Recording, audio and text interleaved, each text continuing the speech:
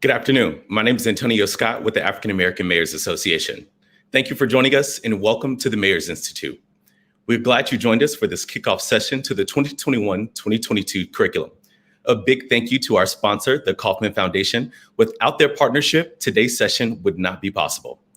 To start our session today, it is my honor to introduce Mayor of Houston, Texas, and President of the African American Mayors Association, Mayor Sylvester Turner. Thanks, Antonio, and good afternoon and welcome. As Mayor of Houston, Texas, and President of the African American Mayors Association, it is my distinct pleasure to welcome you to AAMA's Mayors Institute for Racial and Economic Justice Policy. We're excited to partner with the Irving Marion Kauffman Foundation and the Ohio State University's Glenn College of Public Affairs for this year's Institute. This is the second year of this first of its kind Racial and Economic Justice Policy Institute. This institute will focus on critical learning opportunities, including learning how to support diverse entrepreneurs in cities. AAMA is critically focused on the leadership development of our mayors, and we believe this program reflects that. As we work to increase the number and visibility of Black mayors across the nation, the Mayors Institute will play a large role in that. The Mayors Institute was founded to support the ongoing training of Black mayors with an emphasis on newly elected mayors. This one-of-a-kind development program will impact the vitality and sustainability of cities, providing mayors with leadership and management tools, and creating a forum for member mayors to share best practices related to municipal management. I'm excited you've decided to join the Institute, and let's kick off our 2021-22 session. Let me now introduce today's moderator, Phillip Gaskin. Phillip Gaskin is the Vice President of Entrepreneurship of the Irving Marion Kauffman Foundation, where he is responsible for leading the foundation's comprehensive entrepreneurship portfolio, including grant making, operating programs, convening, research, and policy. Gaskin is charged with leading the team of more than 30 associates and providing vision, strategic thinking, and thought leadership to scale and deepen the impact of the foundation's entrepreneurship strategy. As a leader with deep expertise in developing diverse entrepreneurial ecosystems, Gaskin oversees the foundation's national strategy focused on eliminating systemic barriers to entrepreneurship and enhancing economic activity through inclusive entrepreneurship. With deep experience in organizational management and a variety of organizational settings, Gaskin is responsible as Vice President for the strategic planning, program execution, grant process, budgeting, and operations of the Entrepreneurship Division and Foundation. A native of Los Angeles and with ties to Kansas City and Philadelphia, Gaskin attended Pennsylvania State University and graduated from California State University with a Bachelor of Science in Marketing. Please welcome Phillip Gaskin, Vice President of Entrepreneurship of the Irving Marion Kauffman Foundation, today's moderator for our session entitled Entrepreneurship and Inclusive Prosperity, How Economic Inclusion Fuels a Functioning Civil Society. Gaskin. Mayor Turner, thank you so much, and thank you for having me. It's great to be with you all today, even virtually. I'm so inspired by the work all of you are doing on the front lines for our cities to address an issue that's near and dear to my heart, which is creating more inclusive economies. And the truth is, the last great untapped asset class, as I call it, is in America is hiding in plain sight. There are streets and blocks in all of our cities that are more of a Berlin Wall than a boulevard. And because the life experiences that people have are vastly different depending on which side you came from. And I can speak to that from personal experience, as I'm sure many of you can as well. If you lived on one side of the street, you were in one zip code that had a very good reputation. If you grew up on the other side of the street, just one block away, it becomes the edge of where those other people live, where the grass isn't as green, where the houses aren't as big, where the ambulances, frankly, don't get there as fast. But the police certainly did. To many of us that lived one block away or that one rural county away, too many of us are seen as what I call the other. And that perception leads to very real barriers that we see day in and day out in entrepreneurship. So this is important to our economies, as we know entrepreneurs create most new jobs and drive innovation. And entrepreneurship can be a great opportunity for economic stability, mobility, and prosperity. Yet the opportunity for entrepreneurship as it exists in America today is just far too out of reach for too many people. And so before this crisis took hold, our research showed it was far easier for men to start businesses than women, minorities, and rural residents. Almost 83% of entrepreneurs do not access institutional forms of capital. Those 16+% who do get loans and venture capital were predominantly white and male. Now, these inequities are only getting worse. And so honestly, let's think about this. How can it be that Black-owned businesses are still twice as likely to be rejected for a loan? How can it be that women are 60% less likely to secure funding than men when pitching the same business? And how can it be that of the $69.1 trillion in global assets under the 4 major asset classes, that's including mutual funds, hedge funds, real estate, and private equity, that less than 1.3% is invested in firms owned by women, Black Americans, and other people of color? So let me bring that to life for you in a different way. So imagine you've got 100 boxes. Right? 99 of those boxes are white and 1 is Black. Imagine an airplane with 100 seats on it, 99 seats for men and 1 woman.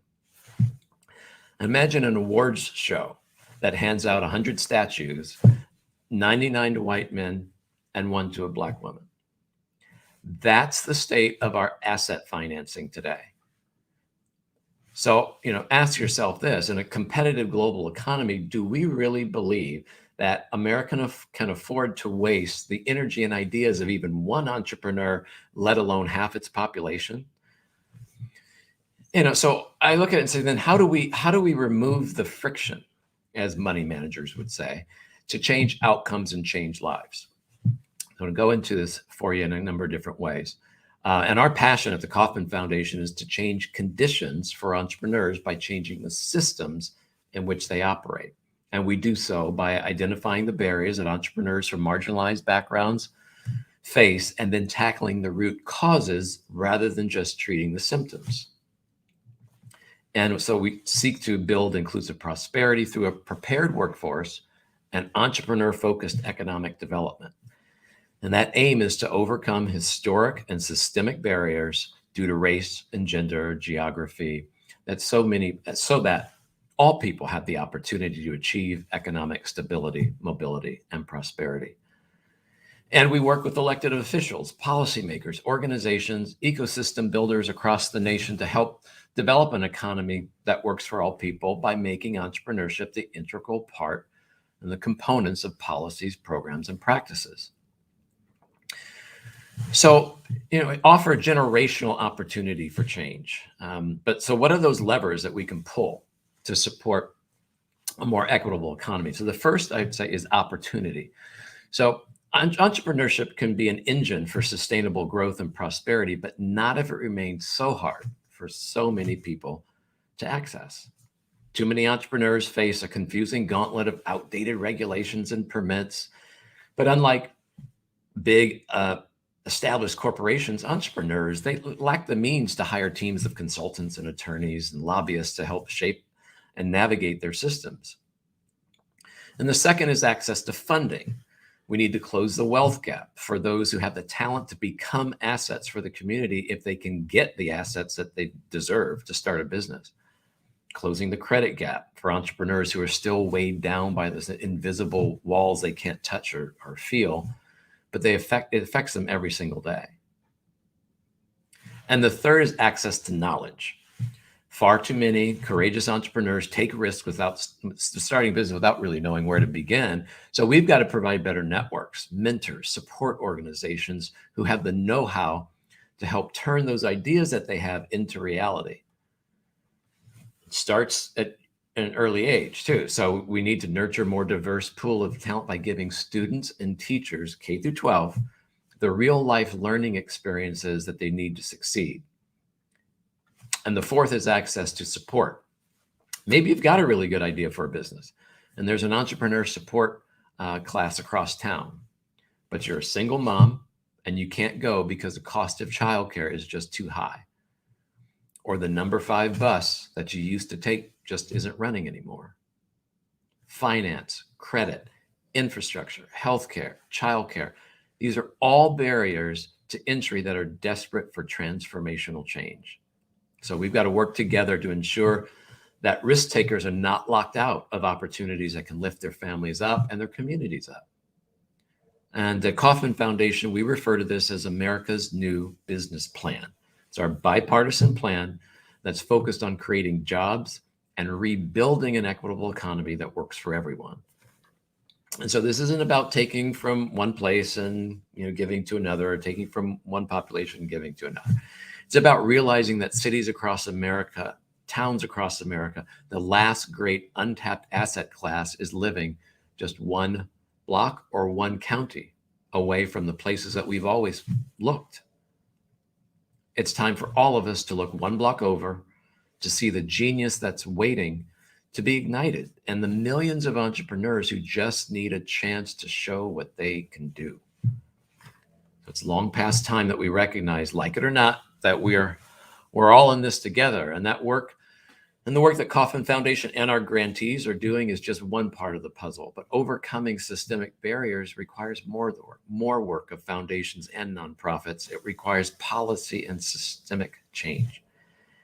So I'm joined today by a distinguished mayor who's working to strengthen inclusive economies and opportunities for all in different regions of the country. So joining me today is Mayor Eugene Grant from St. Pleasant, Maryland, who has worked to make St. Pleasant a smart city that could ultimately produce data we need to make better decisions for cities and local economies. Welcome, Mr. Grant, and I look forward to have a wonderful discussion with you here and bringing all this to life for everyone.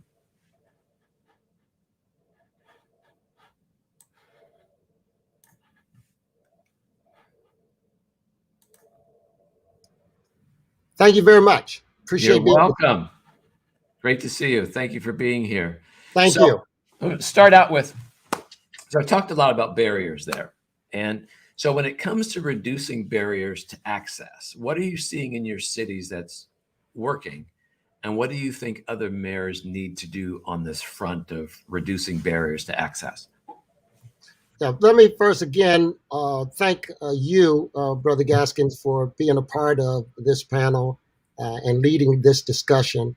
I also want to thank our team at the African American Mayors Association for bringing us all together, and our president, President Turner. We thank him for his leadership. And all of us obviously are concerned about these barriers that exist within our communities. No matter where you are in the United States, there is some kind of barrier that you're trying to overcome. With respect to the chief executive officers, those mayors, as in partnership with their council members, it's critically important that we understand what those barriers are. And in many cases, many don't know or understand the actual barriers that exist. You've already alluded in your opening remarks about access to capital, access to knowledge, access to other resources that exist. And so that's some of the things that we are beginning to work on in our city, and encouraging some of the sister cities that are nearby us to partner with them to support those small businesses that employ our residents within our community and contribute to our tax base, to ensure that they are very successful, that they have access to the information that they need so that they can be successful in their entrepreneurial pursuits, to ensure that we connect them to those individuals that may have capital whether it be, as you mentioned, the angel investor or banking institutions. So our relationships that we have with our banks. Look, we put millions and millions of dollars of tax dollars in your banks. What we need to leverage our relationships with those banking partners to say, what are you doing for our small and minority businesses within our community? Open up those channels of communication that allow them the opportunity to see what resources those banks, those investors may have, and assist them to tell their story to attract and magnetize those investments for their businesses. Thank you. Yeah, and so staying on funding for a moment here. So, we've seen in the past year, federal government making historic investments in local communities and initiatives to create a more inclusive economy. But how do you think these resources are strengthening local economies? Have you seen any traction or examples of that? And so you have various programs, as you are well aware of, and many in our listening audience, those programs that exist. But oftentimes, because it's so many resources, there's so many programs that exist, that the business community is unable to go through all of that information to find what suits their specific needs. And then in small town USA, which most cities in the United States are actually small. We're not very large cities like your New Yorks, your Chicagos, your LAs, or your Houstons, right? So the vast majority of cities in the United States are small. So they are also challenged with being able to access those resources as well. So now that's where partnerships, creating those P3s, if you will, relationships that give our people access to that information, cities being able to work with their counties, working with their states to bring in those programs and services for the local entrepreneurs to be able to access those resources. Right now, obviously, many of our attention or focus right now is on the American Rescue Plan, right? And so there's going to be a lot of resources that's going to be made available as a result of those dollars that will eventually come down the pike to our communities. And so those are the types of programs that we're really looking at, we're honing in and trying to find ways in which we are able to connect our businesses to those resources that are within the community. The other thing but there are challenges, right, that exist there as well. So one program that many businesses are trying to tap into would be the SBA 8A program. But there are challenges with that program that many of our businesses are experiencing. Presently, there are limits, and those limits limits the ability of minority and women-owned businesses to reach their maximum potential. So we need SBA doing better at the federal level to market directly to those minority businesses that exist within our community. That's what we would like to see. Change the application process to make it a little more user-friendly. You're talking about many of these businesses that have to go out and try to find contractors to assist them to write the application. Right. The application could cost them somewhere between $5,000 to $10,000 to get a large corporation to assist them, and maybe a smaller company to assist them, $5,000 and below. So somewhere between $2,500 to $5,000, which is what they are telling me. But they don't have that capital to be able to do that, nor do they really have the time to run their business, fill out those applications for them to access and get those resources. So to give you a quick example, there was a business that we were working with, not necessarily directly within our city limits, but a business that reached out to us. They said, look, we've reached our cap, $15 million as the cap. But then those businesses are taxed at 60%, which leaves them 40% that goes to salaries, materials, and other expenses that within their business. So are we really addressing the equity gap? Are we really empowering these businesses to be successful? We want these businesses to be successful because they employ our residents, they employ our citizens, and those individuals contribute back to the local economy. So while some of those programs that we've talked about do exist and they are helping some businesses, but for many of our businesses, they are still yet challenged as a result of the cumbersome paperwork that they have to fill out. They're not marketed to directly. Those are challenges that we see many of them are faced. Thank you. It reminds me of the plight and the journey of the small business or the entrepreneur. It's like there's certain stages along the way where you're at first base and you're just figuring out how you get to second base before you can get to third or whatever. And sometimes it's a step at a time. But when it's too much of a maze and too confusing, that overwhelm happens. It slows down how efficient and effective you can be in starting your business. And then you can sometimes just run out of gas and say, I had a really, really great idea. I'm going to now go do something else. We need to reduce the amount of time that's happening for entrepreneurs and small business. And in these processes, like you're talking about here, thank you for sharing, how do we make it more effective for folks so that they're moving forward rather than not moving at all. But change gears a little bit. So sometimes there's an instinct to pit one community against another. And like I said in my opening remarks, this isn't about taking from one community to the next or one population to the next. It's entrepreneurship for all, but it's equity for all as well. So I know that. So there's an idea that when we invest in Black communities, for instance, other communities might suffer. So how do you push back on that narrative and show that local economies are stronger when we raise the floor for everyone? Yeah, thank you for that. Thank you for that question. Look, governments are created by and for the people. An American government that only serves the interest of one particular group actually violates America's promise. We're actually going against the very reason why we're existing.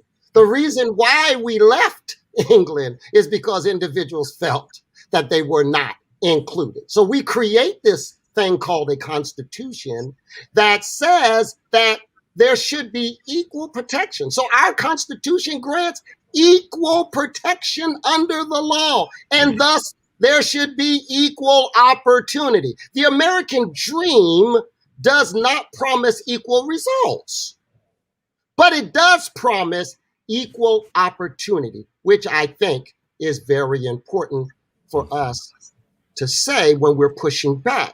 Reverend Jesse Jackson, and may God continue to bless him and his wife as they struggle through this COVID crisis personally, he always says that when the rules are public, the playing field is level, and the goals are clear, then everyone can win. Without creating a level playing field and making the rules public will cause those who are left out to lash out, and in many cases may lash out violently because they're not participating in the economic promise of our Constitution. And so when we look at using that analogy that Reverend Jackson has shared with us, think about football, for example. The playing field is actually level. You have two opposing teams that are on the field that is level. And when those teams come out, they're wearing a uniform with color. The only color that is seen is the uniform, but not the color of the player. The rules are public.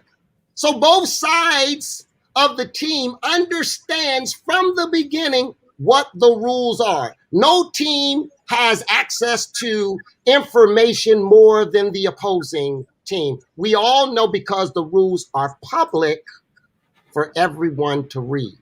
So now that we have that opportunity that is balanced and is fair for everyone, that is equitable across the board, now we can truly compete. There is no such thing as, well, we're just giving to women only, or we're just giving to Black people only. No, what we're creating is an equitable playing field.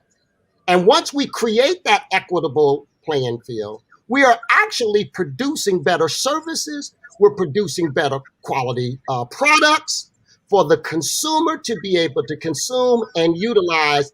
Everyone wins in that type of environment. When you get to a point where you start creating monopolies and certain businesses are able to get contracts where others are not, you create other problems and challenges as well. So my pushback is in the promise of the American dream, equal protection under the law.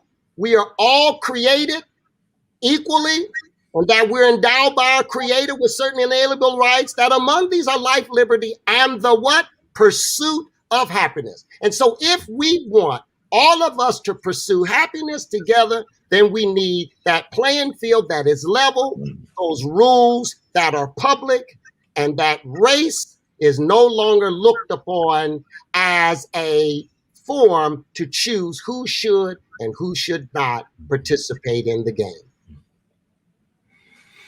Mayor, thank you for that.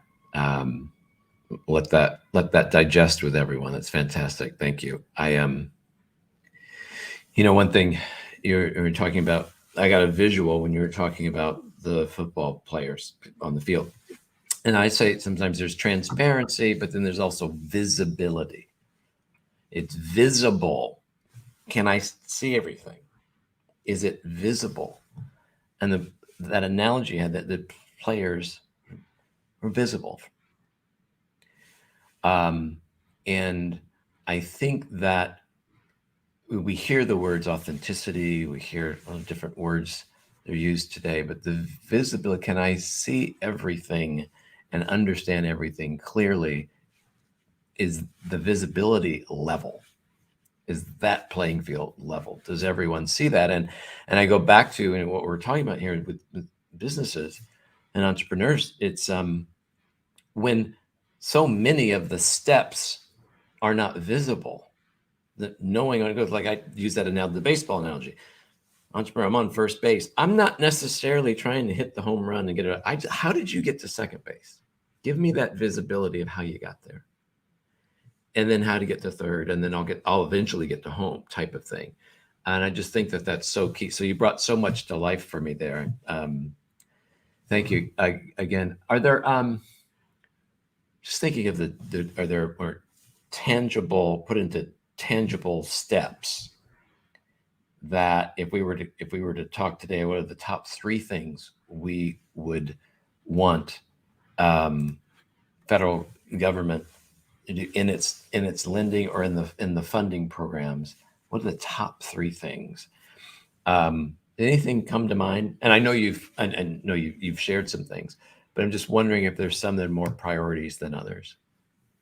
So, I mean, if we looked at the one that I mentioned about the 8A program, would be one in which that I think would be very helpful to a whole lot of businesses. That if we focused our attention on improving those types of programs like your SBA and other programs that are very similarly situated and proposed, that should be a focus of the federal government. The other thing is something that you just said about the visibility. All right, well, the federal government should use its behemoth size in order to get information out. So look at how we're doing during the COVID crisis.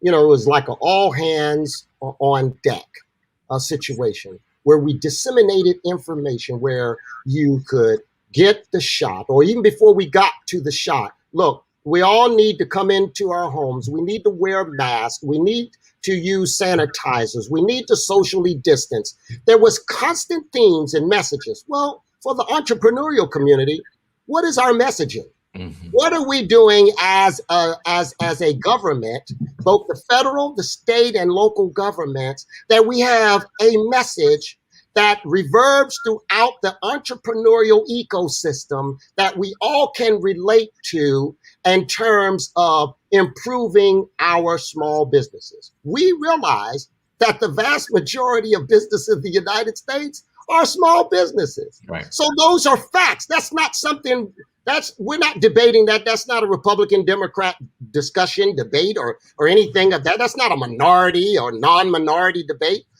That's data that suggests that the vast majority of businesses in the United States are small. So then, if that's the case, and that they are employing the American people, then what messages are we sending to small business America that we are here to help you be successful? Right. We need for you to be successful. So again, those programs that exist at the federal government that needs to be retweaked, then let's focus on that. Secondly, we need a better messaging for our small businesses in the United States to understand within their ecosystem there are resources that they can tap into. And thirdly, how can we promote those businesses that offer services, that have products that exist, that we promote them so that the consuming market can tap into those small businesses, both locally, but as well as internationally as well. So if I talked about 3 top areas, it would probably emerge those 3 areas. One, those programs like SBA program needs to be retweaked, retooled, and repackaged for the small businesses. Secondly, we need to do something better in terms of the messaging and getting the information out to our small business community. There are resources that exist that could help them. And the third one most certainly would be promoting those small businesses about their products and the services that they offer. I would kind of give you that from my perspective as a mayor. That's what I would like to see. I appreciate that. And hearing that made me think of this, the story of my father when I watched him. Took him 4 years to get a business loan. How many times did I go to the bank with him as a kid? And why are we going to so many banks, and watched him just, rejection after rejection, zip code, color of his skin, credit score, 10 points too low, you name it, all of that. And so these systemic things that are in the way, if we truly want more businesses to start, small businesses to start, how do we get these hurdles reduced? And so, and the programs you're talking about, the clarity there, the messaging. I wish my dad would have had clearer messaging to then know what programs, lending programs to go to, or once he finally started a business, how to get it promoted, all of that. So thank you for that. I am, we have a question that's come out in the chat. What strategies can local government utilize to promote minority business expansion? So local government to promote minority business expansion. Anything come to mind on that for you? Yeah. So governments must do a better job at engaging its Black-owned businesses in particular. And that's the perspective that I'm coming from. We don't do a really good job at engaging. And I look at it that from the larger municipalities, those counties that have those programs, they do most of their work from their office. They send out notifications and ask people to come to their office. Well, if I'm running a small business, I really can't afford to leave my shop if I have a small restaurant or a beauty supply or a barbershop or something. I don't have time to drive 30 miles away to go to a service that the government is offering. Well, if the government is for and by the people, then why isn't the government coming to me? All right. So those resources need to come directly to those businesses where they are, on the ground where they are. And by doing that, government has the opportunity to begin seeing some of the other challenges firsthand that those businesses might be faced with. So it might be crime or whatever the case, it might be blight, but because you're so disconnected, you don't even know really what those businesses are faced with. Creating opportunities for engagement through creative means often Black-owned businesses are small and are challenged with running their businesses, and it's difficult for them to carve out the time, as I mentioned, to participate in those programs that the government has. Cities and communities must begin working more closely to align training for the new skill sets that are going to be coming in the near future. And so what are we doing to help our businesses to retool their worker in the community, to help those businesses to be better? Those are things that I think should be done. Government should also make some significant investments in local nonprofits, churches, or other groups to assist businesses in that retooling and building capacity, improving the business infrastructure that exists. So there are a lot of NGOs or nonprofit organizations that offer good services, right? But then they're challenged because they don't have all the resources that they need to be able to offer that service to those businesses. So those are some of the examples that I would say that government can work on to support the minority entrepreneurs. Thank you. And in that, I heard the word access again. So if it's for and by the people, coming to make yourself more accessible to us as citizens to help us and make things more visible and accessible, et cetera. We have another question for you, Mayor.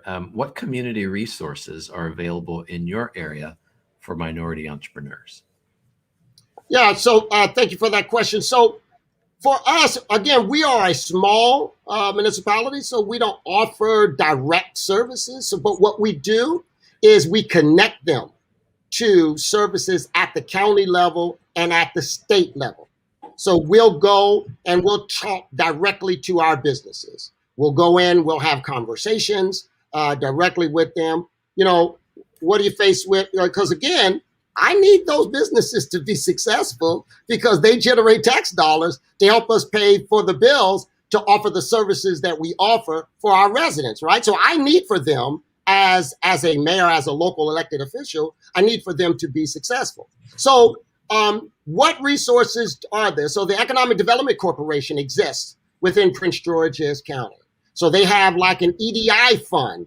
All right, so you may have an idea, you want to expand your business. So, all right, well, EDI fund is available. What do we need to do to get you there or get them to come to you to talk about the program or the services that they have in order for you to access that resources that exist? Because again, these businesses don't know that. So while I may not offer that service directly as a government because we're small, it's still no excuse for us not to engage in a way where we connect the dots that allows for those services that exist at the county level to come to those businesses that exist within our community. The Prince George's County has the supplier development and supplier diversity area. So if you have a product or a service that you can offer the county, look, our county is the second largest county in the state of Maryland. There are opportunities, so plenty of money. Opportunities. So if you have something that you can offer, that you can supply, hey, let's have a conversation. Let me use the bully pulpit, if you will, whatever. I'm quite certain you can tell I'm loud. So let me use that bully pulpit, right? And say, look, county, I have some businesses right here in Seat Pleasant, Maryland, that you need to be looking at. These are the services or the products that they offer. Let's look at your supplier development, your supplier diversity programming. Get them connected to that so that they can offer this service to the county. Yeah. And I thank you, Mayor. I think that leads, the next question I see is how can economic inclusion benefit the local economy? And I think you were sharing that there as well. I mean, you can certainly chime in on this one, but what I was hearing there was inclusion. What you're talking about is so we've talked about visibility, we've talked about inclusion. If everyone's on the same page, if it is playing field is level enough, you know, economic development and everything can rise. But anything, I don't want to speak for you here, just when anything come for you on that question of how can economic inclusion benefit the local economy? So what you just said. So we've heard the refrain, we say it all the time in speeches, a rising tide lifts all boats, right? So if minority businesses have access to capital and resources, then in turn, they can provide jobs. They increase the tax revenue base for the local government. And they help to stabilize the community where people live and work. And so if we create these opportunities for our local businesses to thrive, to be successful, et cetera, then those businesses in turn generally hire locally, right? Mm-hmm. So a small business hires locally.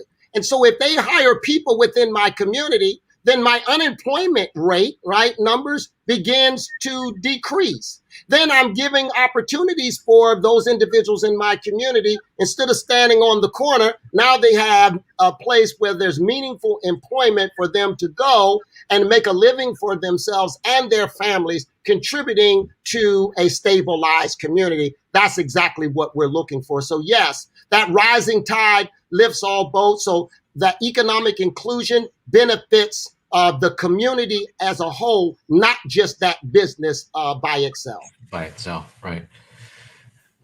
And so I want to continue to encourage folks. If you have any questions, go ahead and place them in the chat. What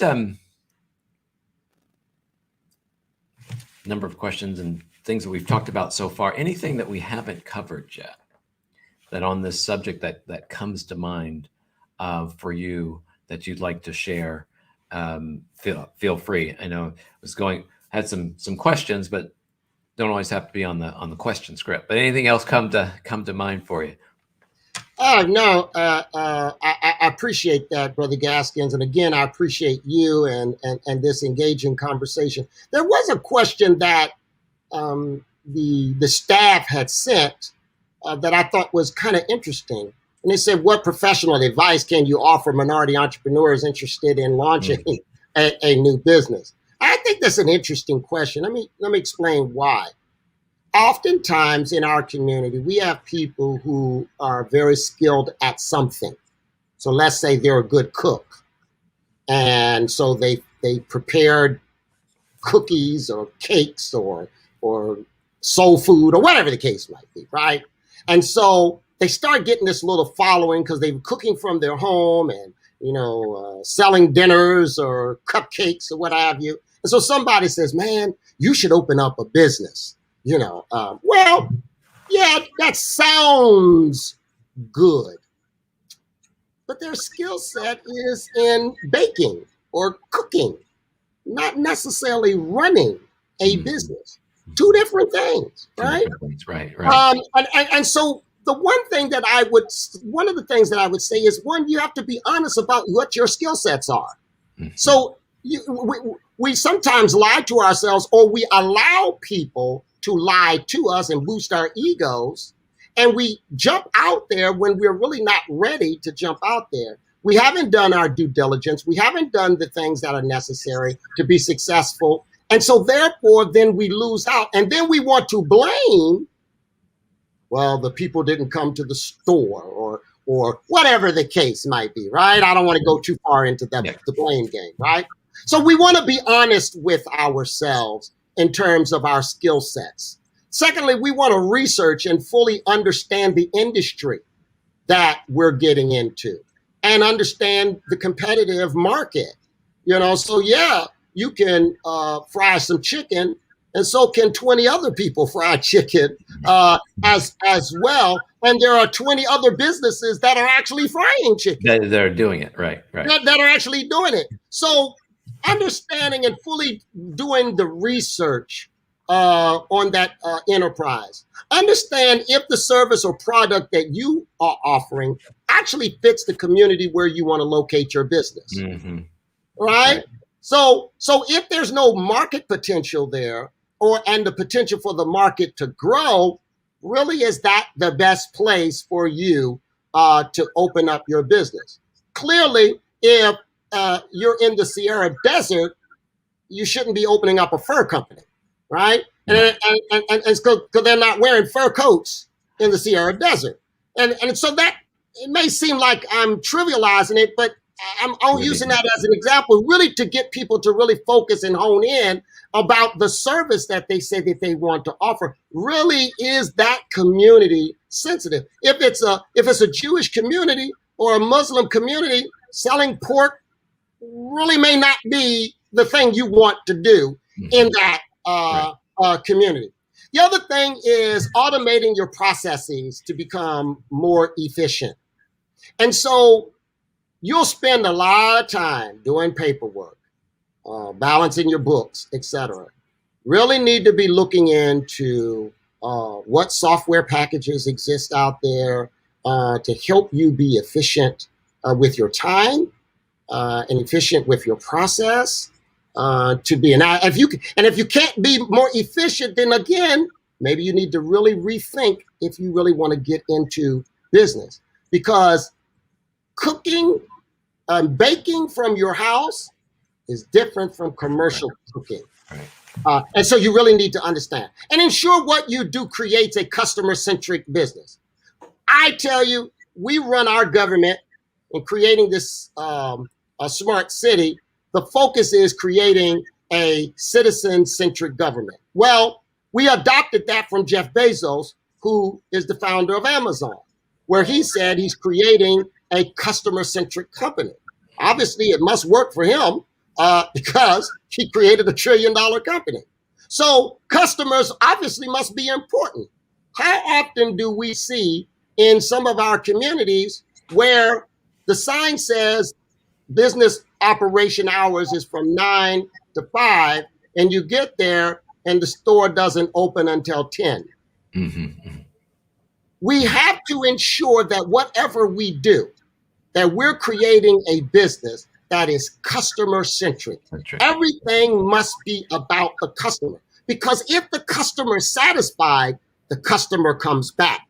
If the customer is satisfied and comes back, 9 times out of 10, they give you free advertisement by telling other people about the service or the product that you offer. You can't pay for that. That is free. Right. Because because customers are happy, they're satisfied, and they want to come back. Exactly.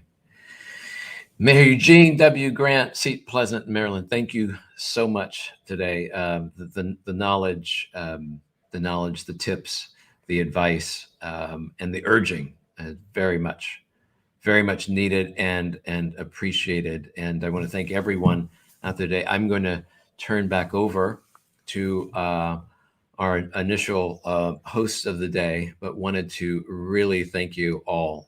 We're on a mission together on this, and I appreciate being in the fight. Antonio, back to you. Thank you so much, Philip. Excuse me. Thank you so much to Phillip Gaskin of the Kauffman Foundation and Mayor Grant of Seat Pleasant, Maryland. Thank you so much for joining us as well. Again, thank you all for joining us today for the Mayor's Institute Session 1 of the Mayor's Institute for Racial and Economic Justice Policy. Again, a special thank you to our partners, the Kauffman Foundation and their Vice President of Entrepreneurship, Phillip Gaskin, for serving as our moderator for today's Institute discussion. As well, another thank you to Mayor Eugene Grant of Seat Pleasant, Maryland, for serving as our panelist for today. Stay tuned for more information about our September session in the coming days and weeks. And again, follow us and connect with us on social media. Again, thank you so much for joining us today. This has been Session 1 of the Mayor's Institute for Racial and Economic Justice Policy. Thank you for joining us.